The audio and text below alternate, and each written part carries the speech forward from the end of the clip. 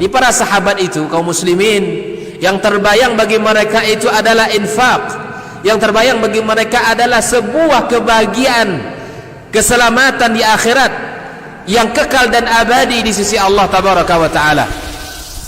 Semua kita boleh klaim sekarang, kamu cinta Nabi, cinta Ustaz. Cinta Nabi, cinta Ustaz. Termasuk saya, cinta Nabi, cinta. Kapan tahunya? Besok di akhirat. Maka apa kata Nabi sallallahu alaihi wasallam? Amalur rajuli biyadih. Penghasilan yang terbaik adalah pekerjaan yang dilakukan oleh seseorang dengan tangannya sendiri. Wa kullu bai'in mabrur, dan setiap jual beli yang mabrur. Ini aktivitas ini membantu saya di akhirat atau akan menyulitkan saya di akhirat? Kalau seandainya perbuatan itu ternyata akan menyulitkan kita di akhirat kelak, tinggalkan perbuatan itu.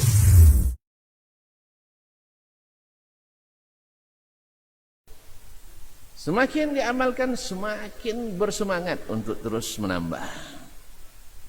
Seperti kita hari ini hitung duit 1.000, besok 2.000, 3.000, tambah semangat tak bekerja? Tambah. Untung kalau jualan hari ini dapat untung 1 juta, besok dapat 2 juta, tambah semangat. Hah? Tapi kalau hari ini jualan rugi 100.000, besok tidak yakin lagi, tidak semangat bekerja.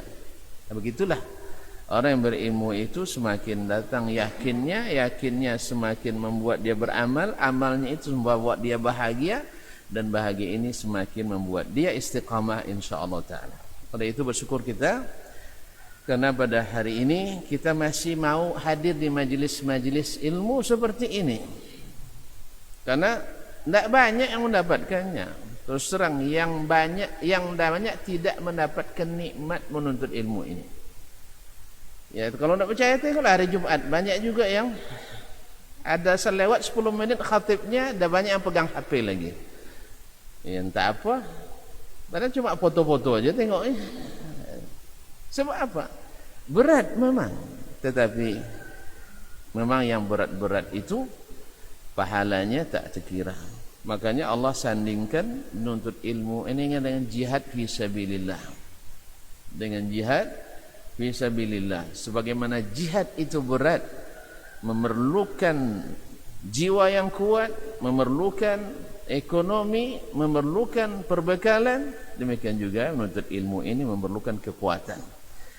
Oleh itu marilah kita bersyukur kepadanya yang menjadikan kita istiqamah hendaknya di atas jalan ilmu yang memang Nabi SAW sendiri yang dibimbing oleh ilahi disuruh selalu meminta kepada Allah untuk ditambah ilmu. Wa qur rabbi zidni ilma. Katakanlah Muhammad, ya Rabbi tambahlah ilmuku. Ma'asyiral kiram yang dirahmati Allah. Ini mukaddimah panjang kan? Pasal awak dah lama tak ngaji kan? Baru sebulan. Iya, sayang lama tak ngaji. Kemarin kena isolasi. Gara-gara tuan-tuan tak mau pakai masker ngaji. Subhanallah. Kena isolasi, Pak. Orang kata tak ada corona, tapi ternyata hinggap di badan saya pula. Alhamdulillah. Yang tak percaya, yang penting hasilnya begitu. Kalau nak coba silakan.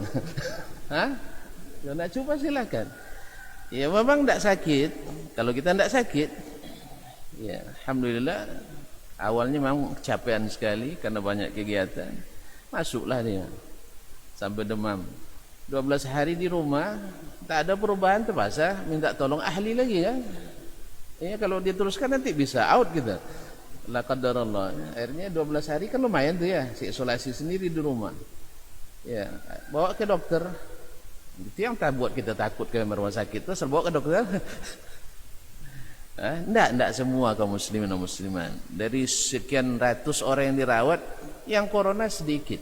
Jadi isu asal ke rumah sakit pasti corona tidak benar. Ada pemeriksaannya, ada observasinya, ada diagnosanya. Tidak semuanya diputuskan corona. Ini kadang-kadang isu luar biasa ya. Asal masuk rumah sakit pasti corona. Silakan teliti sendiri, pergi ke rumah sakit itu periksa berapa pasien corona, berapa yang tidak corona. Saya kemarin nanya sama orang tuh, Ya, takut juga jangan corona semua di sini kan. Ternyata yang corona cuma 5, yang dirawat puluhan mungkin juga lebih. Jadi oleh sebab itu kaum muslimin tidak benar ya, asal masuk rumah sakit pasti tidak benar itu, tidak benar. Baiklah kaum muslimin dan muslimat, alhamdulillah diisolasi tidak lama, hanya sekitar 2 pekan, alhamdulillah, dan sudah negatif. Dosa takut ya, alhamdulillah sudah. Perlu saya keluarkan hasilnya ya? Enggak, alhamdulillah sudah negatif katanya. Kata orang terus saya tidak tahu juga. Ya, hasil labornya, hasil periksa general check up-nya semuanya alhamdulillah sudah negatif. Mudah-mudahan tak positif lagi. Allah musta'an. Tapi tetap dipesan oleh dokter-dokternya tetap prokesnya dijalankan. Itu protokol kesehatan. Jaga cuma hanya 3M kan? 3 miliar. Ya, menjaga jarak, apa lagi? Memakai masker terus? Mencuci tangan. Semuanya bagus kan? Semuanya bagus. Apalagi kalau berjalan di luar banyak debunya, banyak aroma yang tak bagusnya, pakai masker. Ya tak? Cuci tangan, bersih-bersih juga bagus. Apalagi? Menjaga. Ini jaga jarak ini berat juga ini. Apalagi jaga jarak sama istri ya. Allah musta'an. Saya kena kemarin jaga jarak sama keluarga. Baiklah kaum muslimin muslimat. Kita kemarin terakhir mengaji tentang manfaat dari mencintai sunnah Nabi sallallahu alaihi wasallam. Bahwasanya mencintai sunnah itu berbuah berbuah surga. Berbuah surga, karena tidak ada jalan untuk ke surga kecuali yang ditunjukkan oleh Nabi sallallahu alaihi wasallam. Jalan ke surga itu dengan ilmu. Man salaka tariqan yaltamisu fihi ilman sahhalallahu bihi tariqan ilal jannah. Siapa yang menempuh satu jalan menuntut ilmu, Allah mudahkan baginya jalan ke surga. Dan tidak ada ilmu yang menunjukkan jalan ke surga kecuali melalui Nabi sallallahu alaihi wasallam, melalui wahyu yang Allah turunkan. Kalau tidak tahu kita jalan ke surga, lupa lagi. Kaum muslimin dan muslimat, tanpa wahyu dari ilahi, dari Allah melalui para nabi dan rasul, bisa kita tahu jalan ke surga? Sesatnya orang-orang jahiliyah karena ada wahyu, karena tidak ada wahyu? Karena tidak ada wahyu. Sesatnya dulu umat Nabi Nuh alaihissalam. Setelah 2000 tahun dari jarak Nabi Adam alaihissalam, mereka tersesat karena ada ilmu atau karena tidak ada ilmu? Karena tidak ada ilmu, tak ada nabi, tak ada rasul. Ulama berkurang. Kita auzubillah kaum muslimin, hampir setiap hari kita hari ini mendengar wafatnya ulama, wafatnya dai, wafatnya pendakwa, wafatnya ini dan itu Nasallallahu salamata wal afiyah. Innallaha la yarfa'ul ilma, la yaqbidul ilman, la yantazul ilman tizaan min qulubil ibad. Allah tidak ambil ilmu itu dengan mencabutnya dari hati-hati kita, dari hati-hati umat, tidak. Tapi walakin yaqbidul ilma atau yarfa'ul ilma biqabdil ulama, tetapi mengambil ilmu dengan mewafatkan para ulama. Makanya sedih kita dengan wafatnya ulama lebih daripada sedih kita dengan wafatnya orang tua kita, anak kita. Karena anak kita wafat, ya kecuali mereka ulama atau ayah kita wafat, ya selesai urusannya, tinggal kita mendoakan. Tapi kalau ulama yang wafat, berapa umat yang akan kehilangan cahaya, berapa kekuatan umat yang akan sirna dan hilang. Allah tidak angkat ilmu dengan mencabutnya dari hati, tapi Allah angkat ilmu dengan mewafatkan para ulama. Hatta idza lam yubqi aliman, sampai tak ada lagi orang alim, ittakhadhan nasu ru'usan juhalan. Manusia angkat orang-orang yang jahil Orang jahil dijadikan sebagai sebagai ikutan, sebagai teladan, sebagai pemimpin dalam agama. Kita banyak saksikan orang-orang yang tidak ahli memimpin agama, harus membuat keputusan dalam masalah yang sangat krusial dalam agama. Masalah akidah, masalah syariah. Dia tak ngerti agama, bikin keputusan tentang masalah agama. Nas'alullah salamata wal afiyah. Fasu'ilu. Mereka akan ditanya karena dianggap sebagai ikutan, sebagai orang berilmu.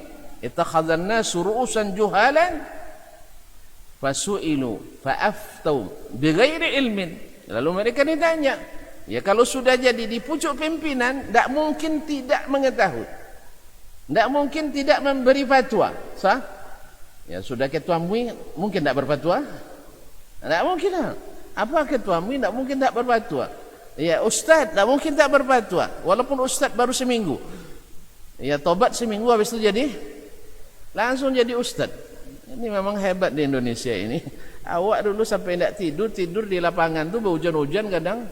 Nah, dah basah kan embun, baru pindah ke dalam nuntut ilmu, tak terkenal. Orang baru 2 pekan tobat, habis itu jadi ustaz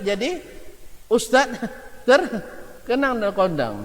Ya, zalika fadlullah yu'ti man yasha. Tapi ini kalau dibiarkan dan kalau berfatwa dalam agama menyesatkan.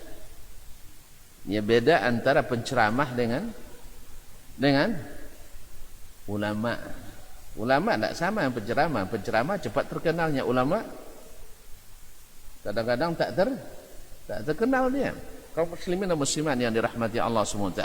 Jadi dengan ilmu, ma'asyiral kiram yang dirahmati Allah, maka mengikut atau mencintai sunnah Nabi SAW membuat kita cepat masuk surga, berbuah masuk surga. Kemarin hadis Abu Hurairah radhiyallahu taala anhu yang Nabi alaihi salatu wassalam mengatakan, kullu ummati yadkhulunal jannah, umatku seluruhnya masuk surga, illa man aba, kecuali yang tidak mau. Qalu wa man ya'ba ya Rasulullah, siapa yang tidak mau ya Rasulullah? Qala man ata'ani faqad dakhala al-jannah wa man asani faqad aba. Siapa yang taat kepadaku? Sahabat kan bertanya, ada yang tak mau masuk surga? Sebagai kita hari ini, semua kita pasti ingin masuk surga. Tak ada kita yang tak mau masuk surga.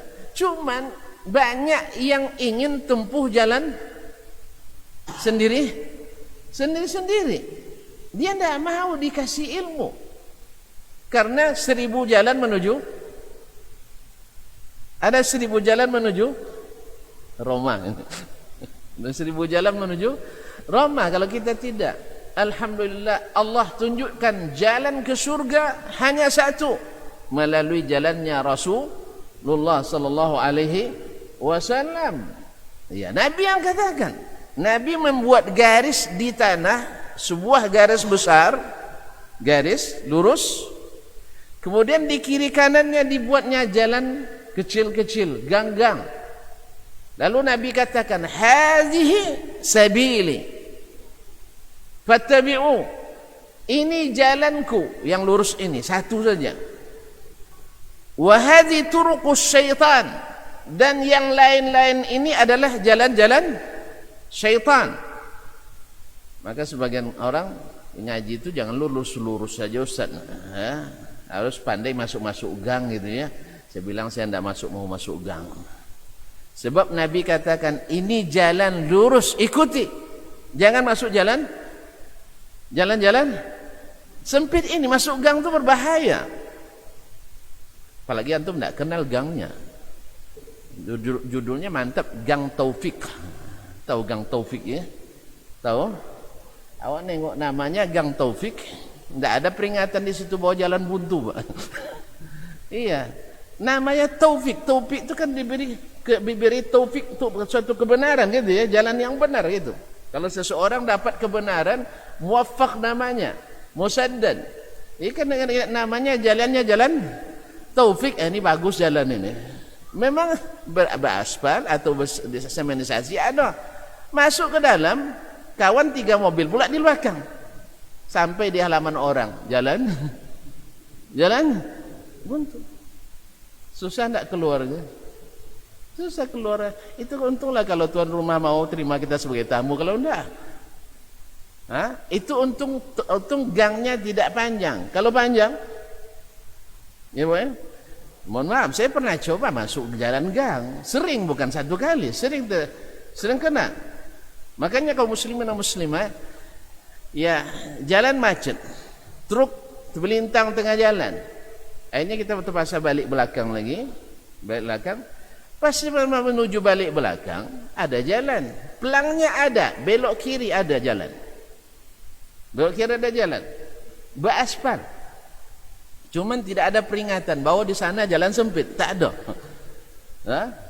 Awak kalau terus ke sana jauh.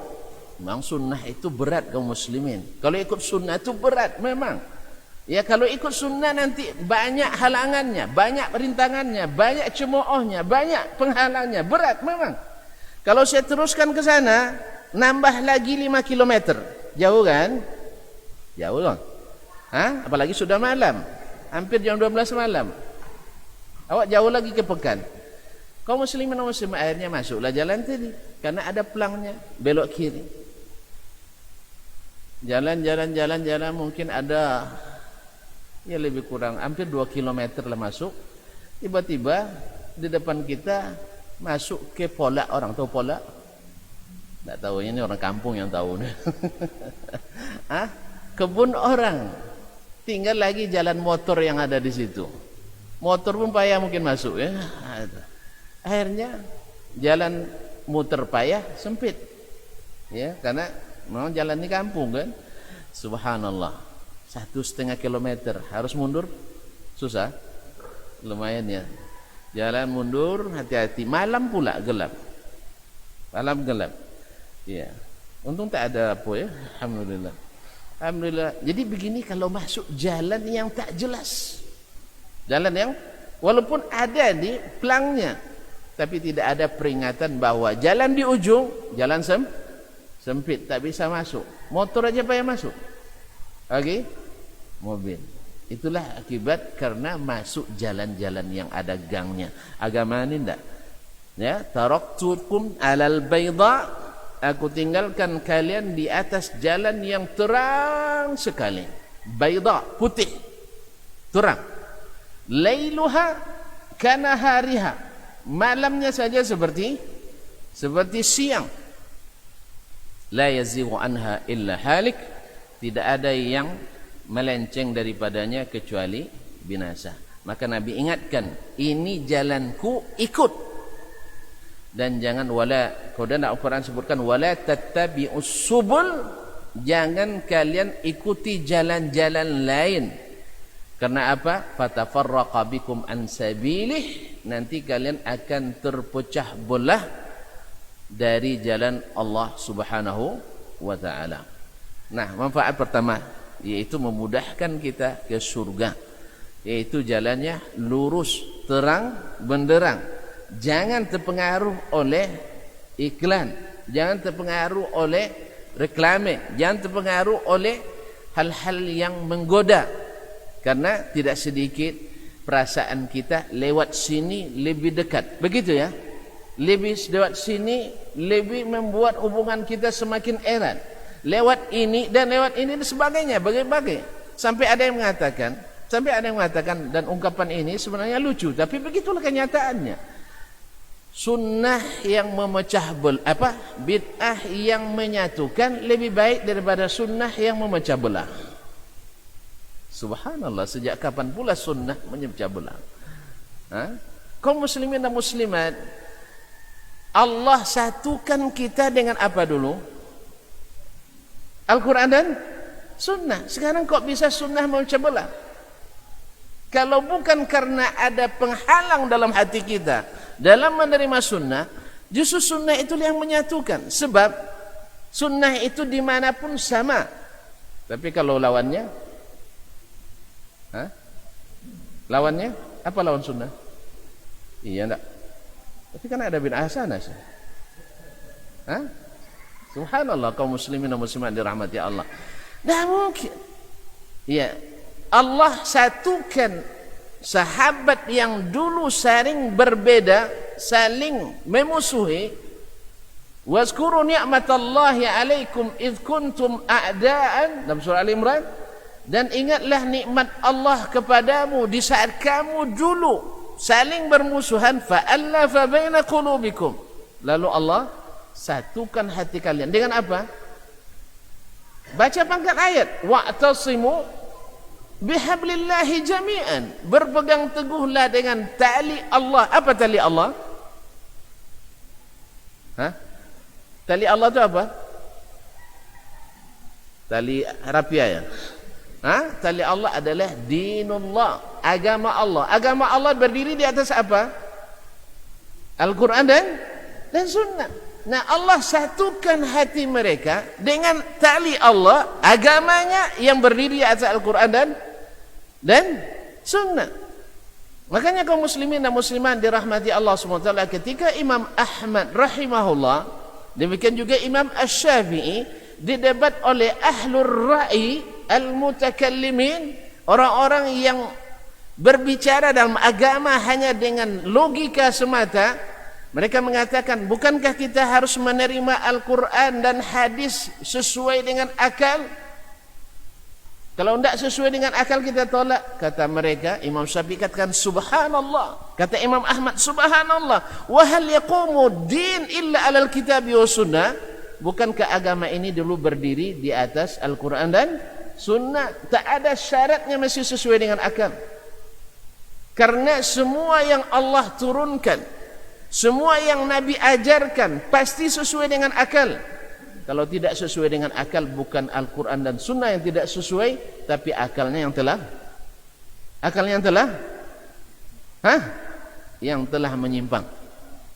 Tidak ada satupun yang Allah firmankan, tidak ada satupun yang Rasul ajarkan, baik keyakinan maupun cara beribadah maupun bermuamalah, yang tidak sesuai dengan logika, yang tidak bisa dicarikan alasan logisnya, yang tidak ada alasan filosofisnya. Enggak ada. Semuanya bisa dicarikan alasan logisnya. Kalau ada yang tidak dapat, berarti logikanya tidak jalan. Kalau ada yang mengatakan bertentangan, berarti logikanya sudah menyimpang. Saya pastikan.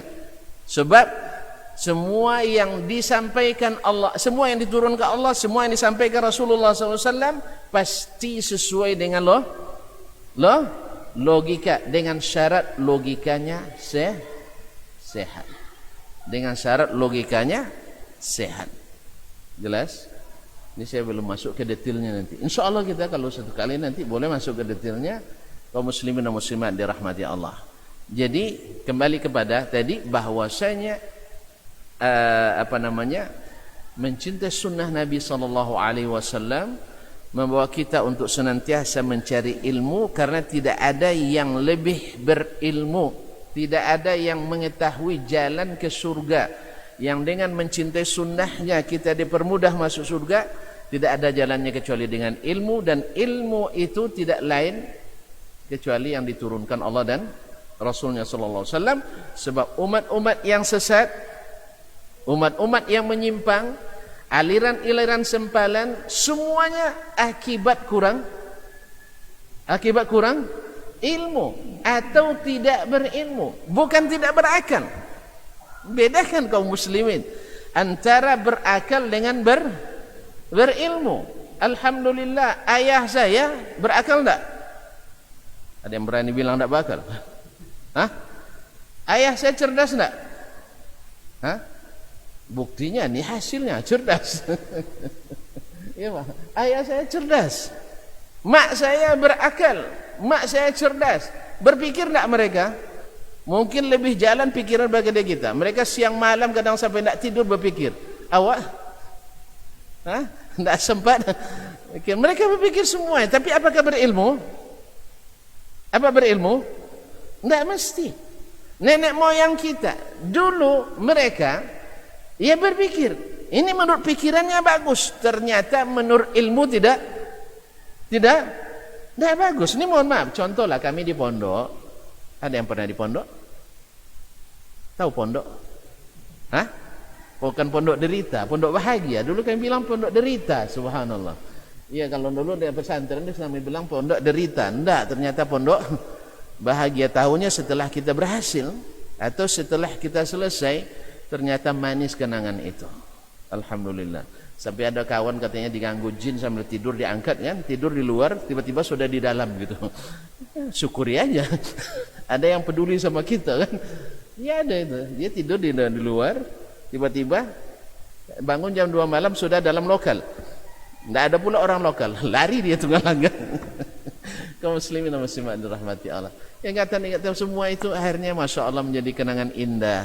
Ya, kita makan serba kurang, bukan serba cukup, serba kurang. Awak masak tuan-tuan, masya Allah tabarakallah. Ya belum selesai masak kuah dah habis. Ya kuahnya dah habis. Pasal dituyung, tahu dituyung, ditambah lagi airnya gitu. Pasalnya apa? Datang tetangga minta kuah, ambil pula 2 ekor apunya.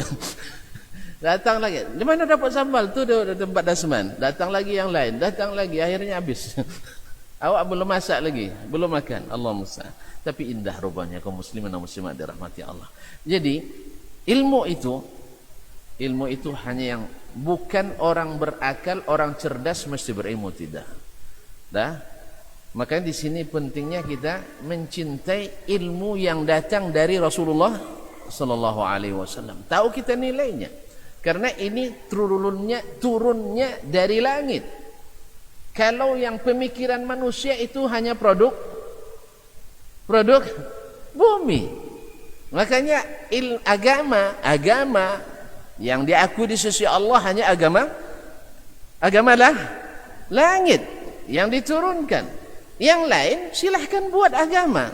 Ya, silahkan buat agama. Tetapi tidak diakui oleh pemilik alam semesta. Makanya mereka menganggap pemilik alam ini banyak. Ada yang bermacam-macam kan? Ada yang tukang atur angin, ada pula Tuhannya kadang. Ada yang tukang atur jodoh, ada pula Tuhannya, tukang atur api dan sebagainya. Silakan. Itu hasil pemikiran manusia. Sebagaimana juga sebagian kita kaum muslimin ingin berkeyakinan di luar Al-Quran dan Sunnah. Silakan bertanggungjawabkan nanti. Al-Quran sudah mengajarkan begini, Sunnah telah menunjukkan begini. Ya. Tapi pikiran kaum muslimin, orang yang cerdas, orang yang berpikir, dari awal diciptakan manusia itu sudah berpikir. Awal diciptakan manusia itu sudah berretorika. Awal diciptakan manusia sudah bisa berlogika. Ya tak? Sudah bisa membuatkan alasan-alasan filosofisnya, alasan-alasan logisnya. Kenapa aturan ini dibuat? Karena begini menurut akalnya. Tetapi dulu seperti yang saya katakan tadi, di pondok dulu, misalnya menurut pemikiran kita pada umumnya, pemikiran bahwa santri dan santriwati wajib hormat pada kiai, itu ya, pada kiai. Betul, ini tidak salah. Sampai di sini sesuai dengan syariat. Wajib menghormati.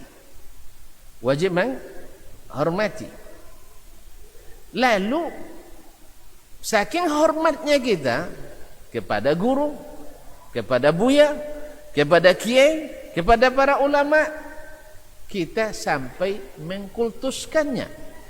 Menurut logika, menurut rasa masih oke. Bahwa orang yang dekat dengan Allah adalah orang yang disucikan. Ya tak? Ya, secara logika orang cerdas bisa berpikir seperti itu, bahwasanya orang yang dekat dengan Allah diberikan kelebihan. Akhirnya kita pun mulai berkeyakinan terhadap guru kita bahwa dia tak mungkin salah. Tak mungkin salah. Ini secara pikiran masih oke. Sebab apa? Dia berilmu, dia soleh, dia dalam pandangan kita ini tidak mungkin salah. Akhirnya apa? akhirnya kita semua yang dikatakan oleh syekh kita tidak mungkin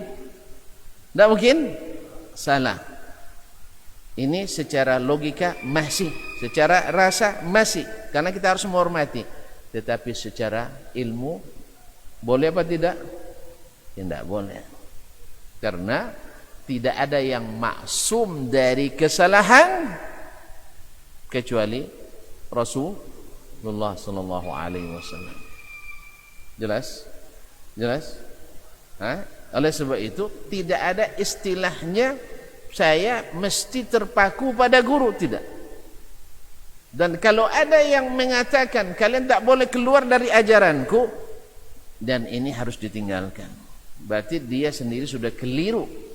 Ya, sebab imam-imam yang besar sekelas Abu Hanifah, sekelas Imam Asy-Syafi'i, Imam Malik dan Imam Ahmad mengakui ini, bahwasanya perkataan saya mesti dibandingkan dengan qaulullah wa qaulu Rasulillah sallallahu alaihi wasallam. Sallu ala Mustafa sallallahu alaihi wasallam. Harus dibandingkan. Bila benar,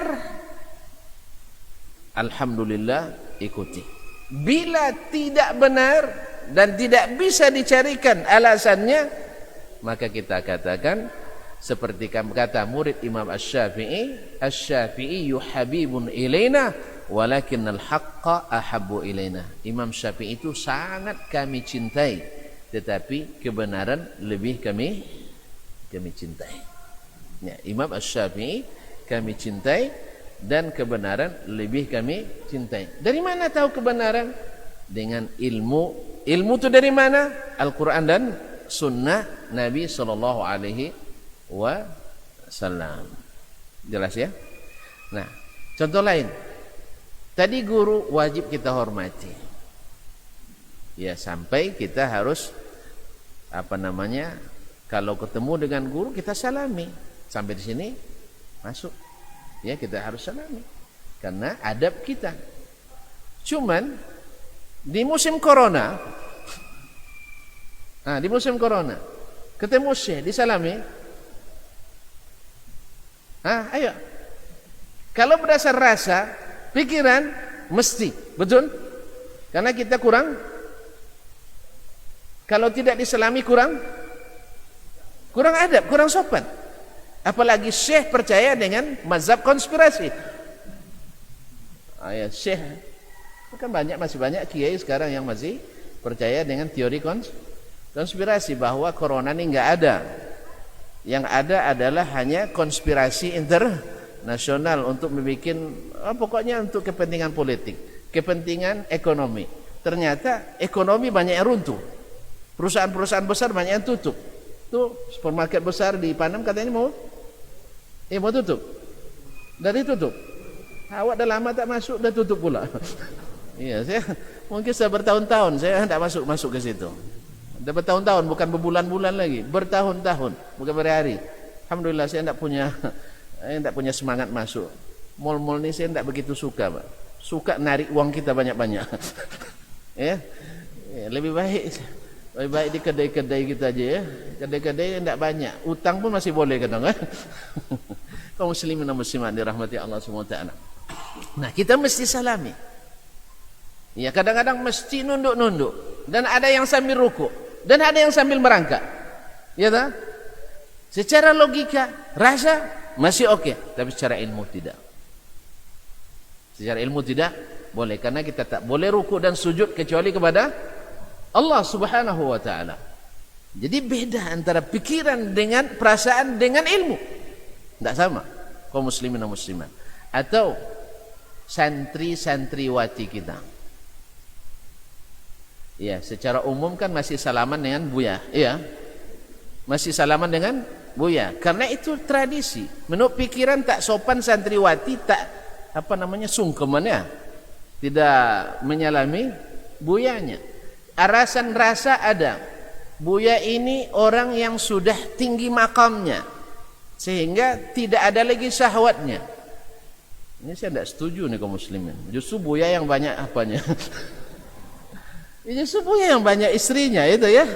Sampai ada yang bilang kiai itu syaratnya 2, satu punya pondok, satu istri lebih dari 1. Makanya saya tidak patut dapat gelar kiai. Walaupun SK dulu di UIN saya dapat gelar kiai. Mungkin yang pertama dan mungkin satu-satunya yang masuk dalam SK kiai haji saya mungkin di UIN. Ya. Jadi dulu pimpinan bikin kiai haji, doktor kiai haji Dasmalia Ma'ali. Dibuat kiai haji. Bukan saya minta ya, yang salah paham ya. Iya, bukan saya minta, sudah ditulis, tidak mungkin dicoret lagi kan? Yang gara-gara itu berhenti pula jadi kerja ndak. Nah, biarin aja. Jadi kaum muslimin dan muslimat dirahmati Allah, kiai harus dihormati. Nah ternyata dengan rasanya dia ketika salaman dengan santriwatinya tak ada nafsu, tak ada syahwat. Ini menurut perasaan, ini menurut pikiran, masih oke. Cuman menurut kenyataan banyak santriwati yang dinikahi oleh kiainya, betul? Masih ada rasa kalau gitu enggak? Masa enggak ada rasa nikah, enggak ada rasa dah. Zalim kita, berarti enggak benar secara ilmu. Dan memang ternyata ilmu mengatakan, la yut'ana ala ra'si ahadikum bimikhyatin min nar ahwanu alaihi min ayyamas sayadam ra'atin la tahillu lahu. Kepala kalian ditusuk dengan jarum dari api neraka, lebih ringan dosanya, lebih ringan daripada seseorang dari kalian menyentuh tangan wanita yang tidak halal. Jadi beda ya antara pikiran dan ilmu. Beda antara perasaan dengan ilmu. Makanya kaum muslimin dan muslimat, orang pintar, orang cerdas kalau tak duduk bersama ulama belum akan jadi ulama. Ya, orang cerdas kalau tak duduk dengan para ulama tak akan jadi ulama, walaupun nanti diangkat sebagai pemuka agama. Maka siapa yang sudah terlanjur diangkat menjadi pemuka agama dan tidak berilmu, jangan malu-malu menuntut ilmu, sebab tanggung jawabnya besar. Anda didudukkan di sebuah tempat yang menjadi rujukan umat dalam masalah agama, dan Anda tidak berilmu tentang agama, wajib hukumnya menuntut ilmu. Talabul ilmi faridah. Kalau tidak nanti Anda diminta fatwa, dan kalau tidak dijawab malu secara pribadi, malu secara lembaga, maka menuntut ilmulah. Maka orang-orang yang dapat posisi sebagai ulama dalam masyarakat, di umat, wajib mengulang kaji kembali, wajib belajar kembali, wajib untuk terus menuntut ilmu lagi. Kalau malu secara berhadapan, minta privat. Minta privat, panggil saudara-saudara kita, bawa muzakarah. Ya, kalau minta menuntut ilmu malu pula kan, ayo kita muzakarah, buat baca kitab di lembaga yang kita pimpin minimal 5 kali seminggu. Ya minimal ya 5 kali sepekan. Karena kita sekarang di posisi berat. Ya, di posisi berat, bukan hanya di sisi administrasi, tidak, tapi di sisi tanggung jawab kepada ilahi. Karena kita di posisi fatwa yang kalau kita salah bisa menyesatkan umat. Nah, nanti tadi secara rasa, secara budaya, secara pikiran kita bisa saja mengatakan bahwa santriwati yang tidak salaman sama kiainya berarti kurang adab menurut pikiran. Ternyata tidak ada santriwati Nabi satupun yang menyalami Nabi sallallahu alaihi wasallam. Menurut tuan-tuan dan puan-puan, mana yang lebih tahan nafsunya, Nabi atau kiai? Nabi atau kiai? Nabi. Kata Ummul Mukminin Aisyah radhiyallahu taala anha, fa innahu amlaku li arabih. Nabi itu lebih tahan terhadap nafsunya daripada kalian. Tapi tidak diriwayatkan atau diriwayatkan bahwa santriwati Nabi, itu banyak santriwatinya, maksudnya wanita sahabat radhiyallahu taala anhunna, tidak pernah bersalaman dengan Rasulullah sallallahu alaihi wasallam. Karena ilmunya tadi bahwa ditusuk kepalamu dengan jarum dari api lebih ringan daripada menyentuh tangan wanita yang tidak yang tidak halal. Jelas? Jelas? Beda antara rasa, pikiran dengan ilmu. Mana yang berat kalau gitu? Ilmu atau perasaan? Ilmu lebih berat memang, karena nilainya memang lebih tinggi. Ilmu lebih berat. Kalau kita ikut ilmu banyak rugi kita nanti. Makanya ada yang bilang tidak usahlah kita belajar lagi tuan-tuan. Asal ngaji hari ini dapat haram pula ini, haram pula ini, haram pula ini. Iya, kalau gitu tidak usah ngaji. Kalau tuan-tuan tidak ngaji bukan selesai masalah, tambah ruwet nanti. Anda kenapa melanggar ini, tidak punya ilmu? Kenapa tidak belajar? Kan di Riyadul Jannah ada majlis ilmu. Ya, saya bosan ngaji di situ. Tiap hari halal haram, bid'ah sunnah. Akhirnya semua tak boleh. Mana semua tak boleh tuan-tuan? Justru semakin berilmu semakin banyak yang boleh. Dulu tidak tahu poligami boleh, sekarang jadi La ilaha illallah Muhammadur Rasulullah. Mohon maaf ibu-ibu ya, saya tidak menyuruh orang-orang ini. Syaratnya berat ya, syaratnya berat. Cuman ini sebagai penyegaran saja. Allah musta'an, waktu begitu cepat. Saya mohon maaf ya. Ya kita sudahi sampai di sini. Mudah-mudahan bermanfaat. Semoga Allah SWT membuat kita semakin kuat insyaallah dengan ilmu. Dan memang tidak memang beginilah kaum muslimin dan muslimat, antara ilmu dengan pikiran, antara ilmu dengan perasaan tidak jarang saling bermusuhan. Karena menurut pikiran begini, menurut perasaan begini, tapi ternyata menurut ilmu begini. Maka beruntunglah orang-orang yang man ata'ani dakhalal jannah, siapa yang taat kepadaku, yaitu mengikutkan ilmu bukan perasaan dan pikiran, dakhalal jannah, dimudahkan masuk surga. Wa man asani, siapa yang durhaka kepadaku, yaitu mengikut perasaan, mengikut pikiran, tidak mengikut ilmu yang diwarisi dari Nabi sallallahu alaihi wasallam, bisa-bisa nanti tidak mau masuk surga. Mudah-mudahan Allah SWT mudahkan kita. Doa Allah nyamankan hati kita dengan Islam, nyamankan dengan ilmu. Sampai jumpa kembali. Saya kira tak ada pertanyaannya. Pertanyaan? Ada pertanyaan dari ibu-ibu? Siapa? Oh ya, silakan Bu. Tapi jangan poligami Bu, bahaya. Nah. Iya, silakan. Waalaikumsalam warahmatullahi wabarakatuh.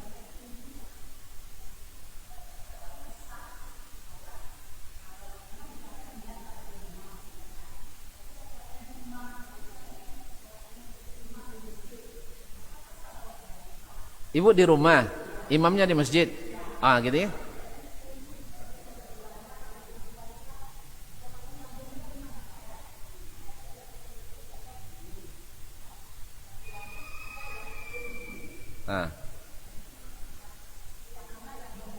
Ya. Nah.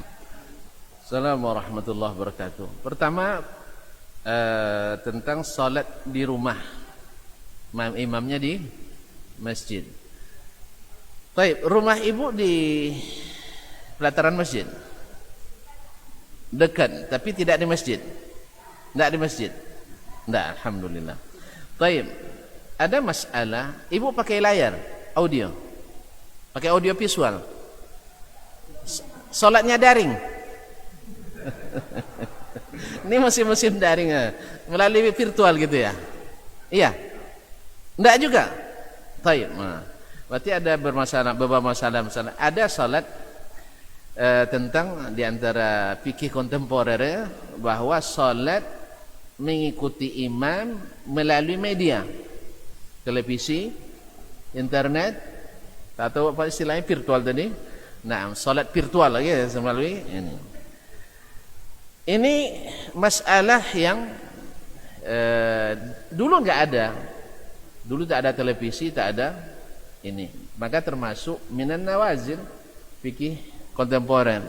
Boleh atau tidak? Ada sebagian di antara ulama seperti Ahmad Siddiq Al-Ghumari dari Maroko mengatakan sah.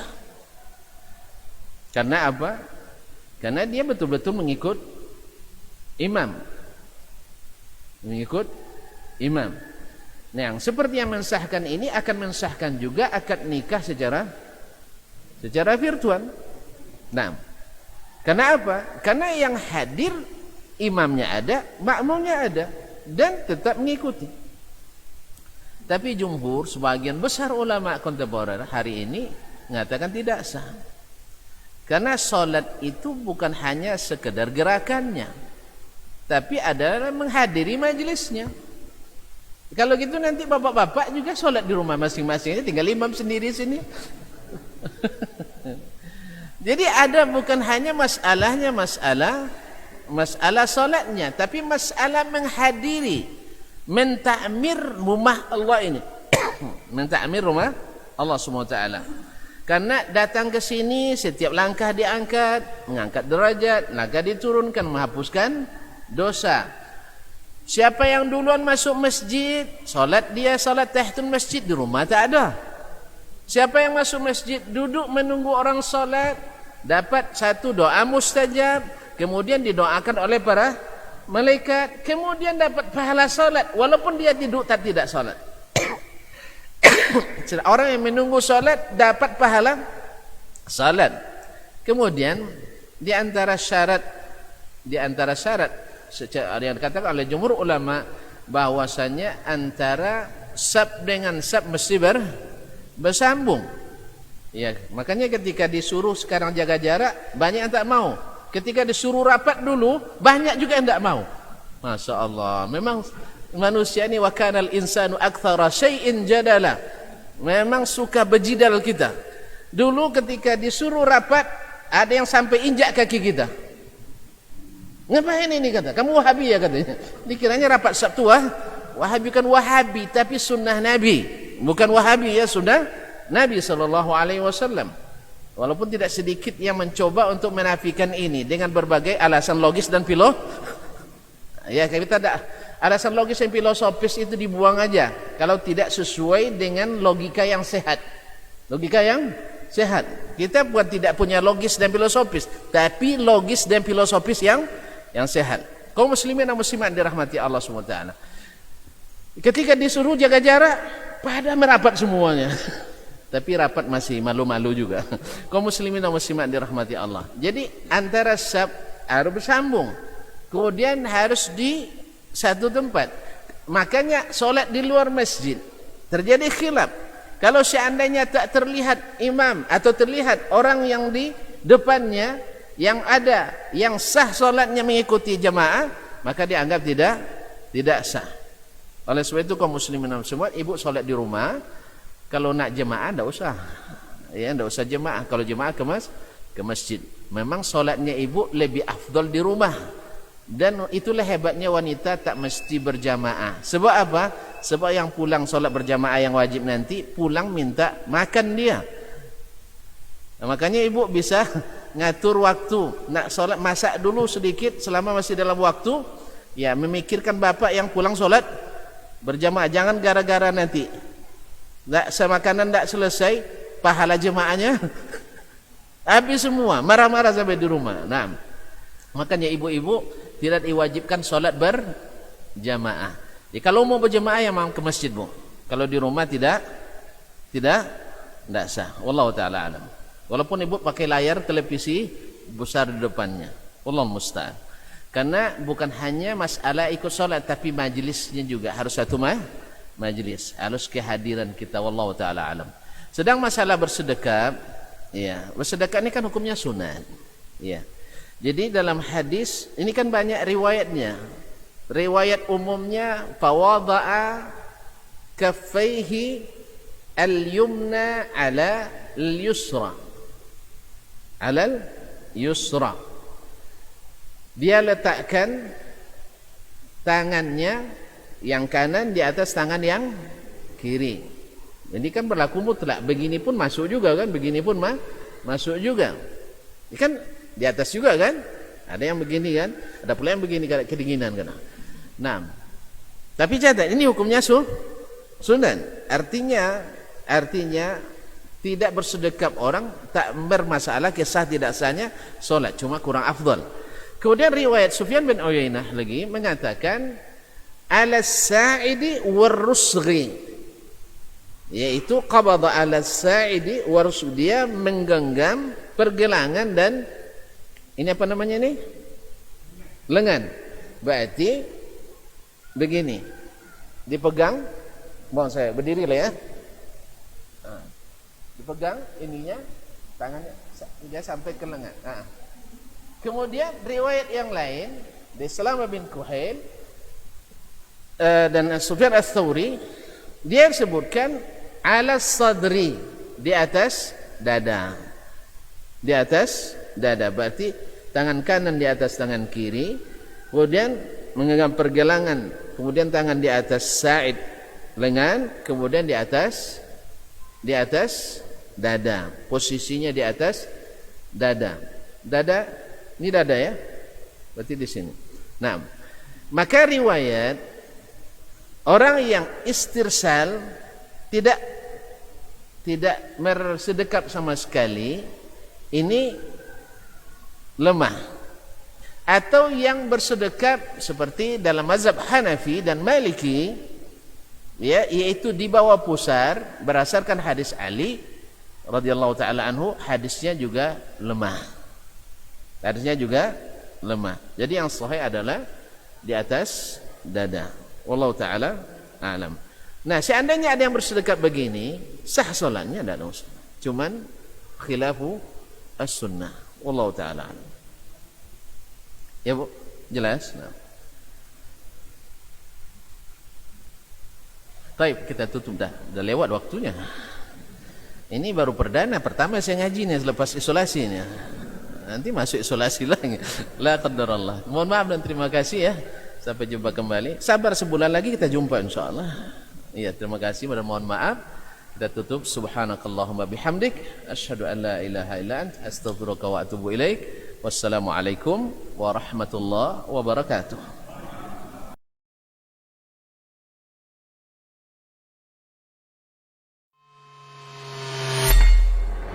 Di para sahabat itu, kaum muslimin, yang terbayang bagi mereka itu adalah infak, yang terbayang bagi mereka adalah sebuah kebahagiaan, keselamatan di akhirat yang kekal dan abadi di sisi Allah tabaraka wa taala. Semua kita boleh klaim sekarang. Kamu cinta Nabi? Cinta Ustaz. Cinta Nabi? Cinta Ustaz. Termasuk saya. Cinta Nabi? Cinta. Kapan tahunya? Besok di akhirat. Maka apa kata Nabi sallallahu alaihi wasallam? Amalur rajuli biyadihi. Penghasilan yang terbaik adalah pekerjaan yang dilakukan oleh seseorang dengan tangannya sendiri. Wa kullu bai'in mabrur. Dan setiap jual beli yang mabrur. Ini aktivitas ini membantu saya di akhirat atau akan menyulitkan saya di akhirat? Kalau seandainya perbuatan itu ternyata akan menyulitkan kita di akhirat kelak, tinggalkan perbuatan itu.